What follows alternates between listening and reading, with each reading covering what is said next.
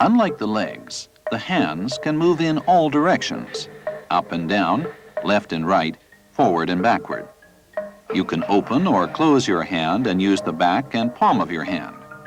It's possible with the tips of the fingers of your hands to adjust the fighting rhythm, draw out an attack by your opponent, and to receive or parry his attack. However, if you open your elbow too much or are too tense, your punch won't follow the correct line and your power will be scattered. Thus, it's important to pay attention to these points. This is equally true for any situation where you must adjust the amount of power according to the timing of the situation.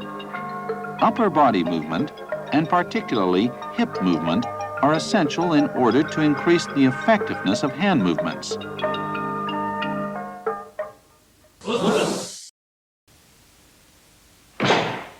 Straight punch. In the basics of oizuki, you practice paying particular attention to the angle of the bend of your forward knee, the tensing of your rear leg, and the forward advance of your hips, while maintaining them at a fixed level.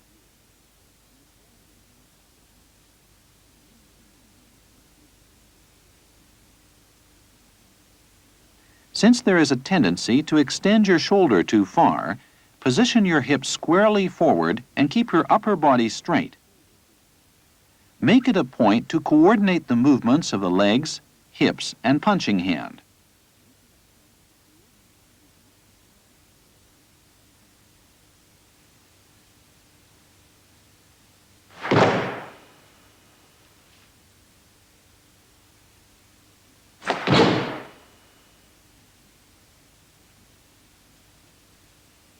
When punching from a free stance position, try to strike from the position of your hand in the stance.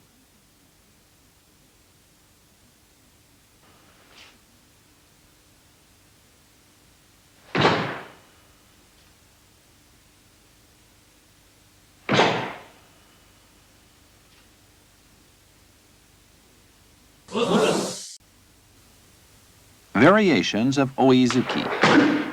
Next, let's look at some variations of oizuki. There are 3 variations of oizuki. In basic punches, you strike when your foot comes into contact with the floor. In kumite, in many cases, you speed up or slow down the timing of your punch according to the situation, and this is more effective. Here, you punch ahead of your leg. In this case, you move your leg first to alter your timing and then execute a punch. Now let's do these at actual speed.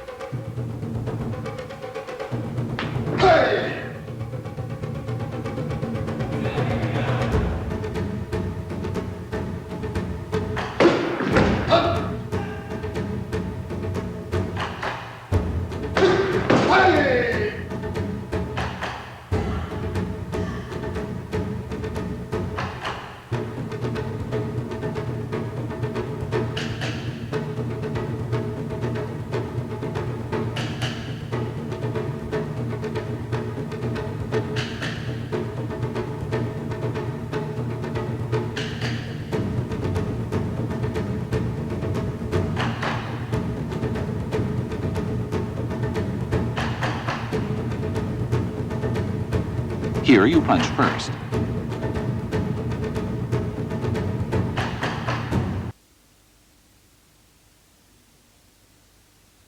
In order to speed up the timing of your punch, move your body together with your fist and then thrust it out.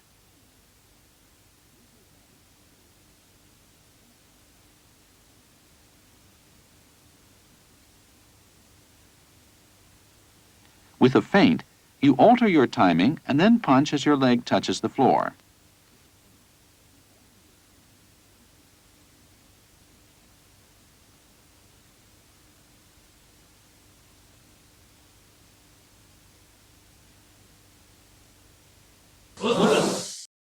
Decisive punch.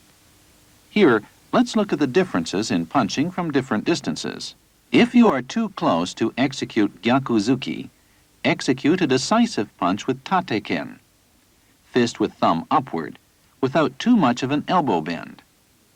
As the distance becomes closer, bend your elbow more and execute sokozuki, punch with fingers upward. If the distance is still closer, there is the tendency to force a punch, which results in your upper body leaning backwards or your shoulder being pulled back. This is not effective.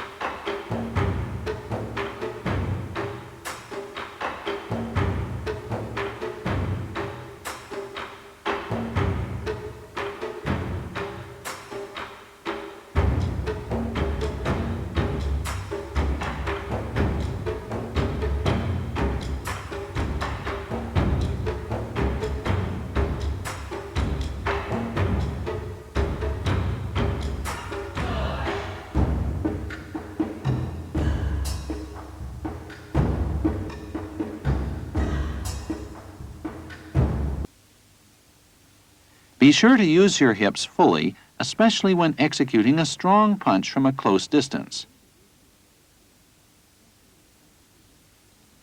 Make sure that no opening exists between your punching hand and your side. Also, there's a tendency to put too much power into your shoulder in small techniques. Be careful to avoid this. If you pull your arm back from the stance position before punching, this will delay your attack.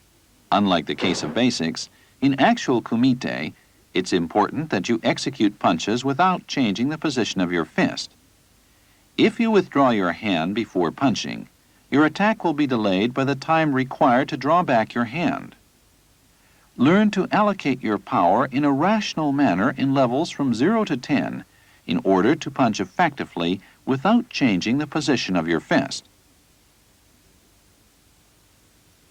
Make an effort to use the power produced by the rapid shifting of your weight as you step into punch.